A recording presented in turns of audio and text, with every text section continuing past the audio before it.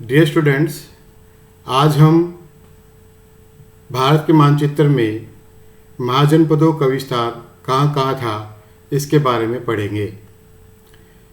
जो सबसे पहले महाजनपद का नाम आता है वह है मगधा। ये सबसे शक्तिशाली महाजनपद था। इसकी राजधानी राजगीर, जो वर्तमान समय में पटना गया के आसपास विकसित था। इसके बाद हमारा जो दूसरा महाजनपद है अंगा। मैं आपकी स्थिति दिखा रहा हूँ इसमें। अंगा, इसकी राजधानी थी चंपा, जो बिहार राज्य के भागलपुर मुंगेर जिले के आसपास विकसित था। इसके बाद जो तीसरा है वज्जी। देखो मैं आपको दिखा रहा हूँ, ये है वज्जी की स्थिति। ये भी बिहार राज्य में मिथिला क्षेत्र के आसपास विकसित था और इसकी राजधानी थी वैशाली। ये सबसे पहला गणतंत्र था जहाँ पर संघ का शासन था।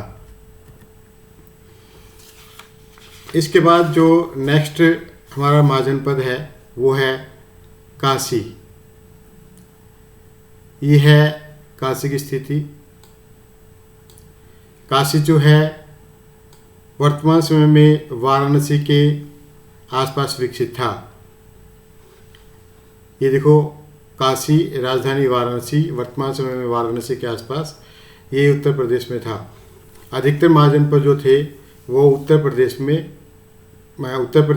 बिहार, मध्य प्रदेश में थे और दो ऐसे महाजनपद थे जो भारत से बाहर थे।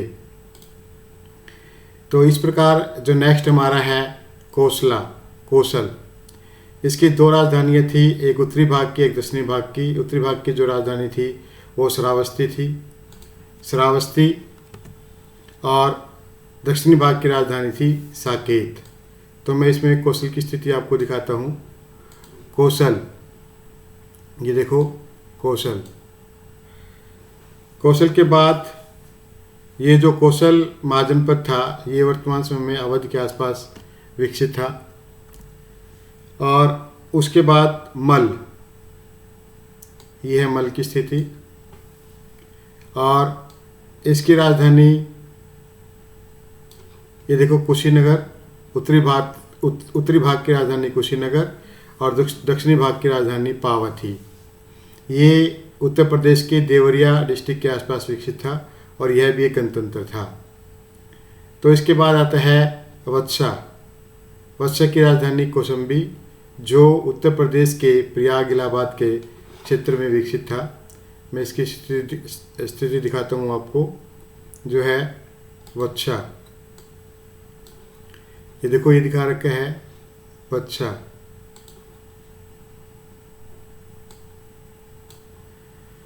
वत्सा के बाद हमारा जो नेक्स्ट महाजनपद था कुरु। ये है कुरु और इसकी जो राजधानी थी इंद्रप्रस्थ, जो वर्तमान समय में दिल्ली है। वर्तमान समय में जो दिल्ली है वो इसकी राजधानी थी, उसी को इंद्रप्रस्थ कहा जाता था। दिल्ली से लेकर मेरठ तक इसके बीच में ये कुरु महाजनपद फैला हुआ था। और इसके बाद जो नेक्स्ट जनपद आता है वो है पांचाल की राजधानी अहिछत्र, जो बरेली और फर्रुखाबाद क्षेत्र के आसपास फैला हुआ था। पांचाल की स्थिति मैप पे मैं आपको दिखाता हूँ। देखो, ये है पांचाल जो है इसकी राजधानी अहिछत्र, बरेली और फर्रुखाबाद, ये भी उत्तर प्रदेश में फैला हुआ था। इसके बाद जो नेक्स्ट है सूरसेना। ये देखो सूरसेना की स्थिति मैं आपको दिखा रहा हूँ आपको। सूरसेन, इसकी जो कैपिटल थी मथुरा, ये है मथुरा, और ये वर्तमान समय में जो मथुरा है वहीं पर ही जो है इसका विस्तार था, फैला हुआ था। और इसके बाद जो नेक्स्ट है हमारा महाजनपद वो है चेदी। चेदी में ये देखो स्थिति है चेदी की, इसकी कैपिटल थी शक्तिमती और ये उत्तर प्रदेश में बुंदेलखंड के आसपास इसका विस्तार था। चेदी के बाद एक और है हमारा महाजनपद, वो है अवंती। ये देखो अवंती, ये मध्य प्रदेश में था। इसकी दो राजधानियाँ थी, उत्तरी भाग की राजधानी उज्जैनी और दक्षिणी भाग की राजधानी महिष्मती थी और ये उज्जैन के आसपास के क्षेत्र में जो है विकसित था। इसके बाद मत्स्य जिसे बोलते हैं, ये देखो इसकी राजधानी थी विराटनगर। मैं दिखाता हूँ आपको, इसमें मत्स्य की राजधानी विराटनगर। ये वर्तमान समय में जो जयपुर है राजस्थान में, वहाँ पर इसका विस्तार था मत्स्य के बाद दक्षिण भारत में हमारा सिर्फ एक ही महाजनपद था, उसका नाम है अस्मक। ये है अस्मक की स्थिति। इसकी राजधानी थी पोटन या इसको पोटिल भी कहते थे। ये वर्तमान समय में जो आंध्र प्रदेश है उस राज्य में फैला हुआ था।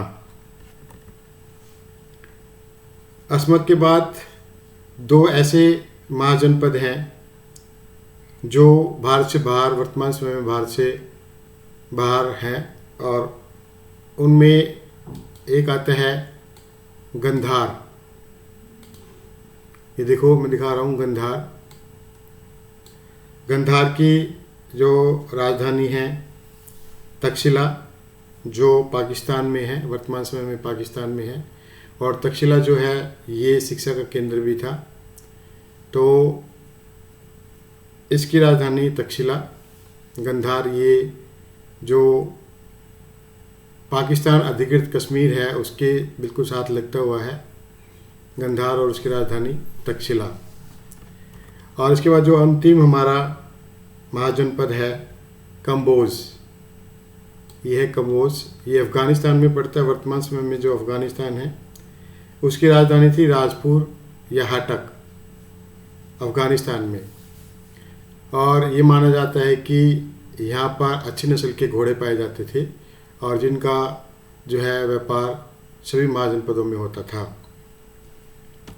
तो इस प्रकार हमने देखा कि ये जो 16 महाजनपद हैं ये लगभग उत्तरी भारत और मध्य भारत में फैले हुए थे। दो ऐसे थे जो भारत से बाहर फैले हुए थे और इन महाजनपदों के बारे में जैन धर्म और बुद्ध धर्म की जो ग्रंथ है उनमें इनकी जो है सूचनाएं दी गई हैं, इनके बारे में बताया गया है।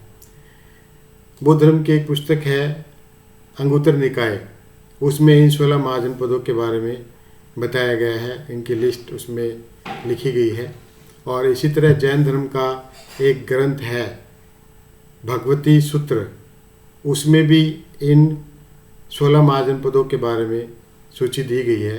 हालांकि उन दोनों की सूची में कुछ अंतर है, लेकिन कुछ ऐसे महाजनपद हैं जो दोनों धर्मों की पुस्तकों में समान हैं। तो इन सभी जो महाजनपद है लगभग सभी पर राजतंत्र था, राजाओं का शासन था।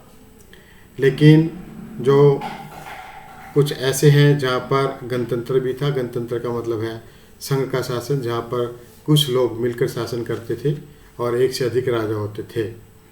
तो इस प्रकार ये हमारा महाजनपद का मैप है। इसको सभी स्टूडेंट्स ने अच्छी तरह रिवाइज करना है। इसमें से कई बार क्वेश्चन भी पूछे जाते हैं।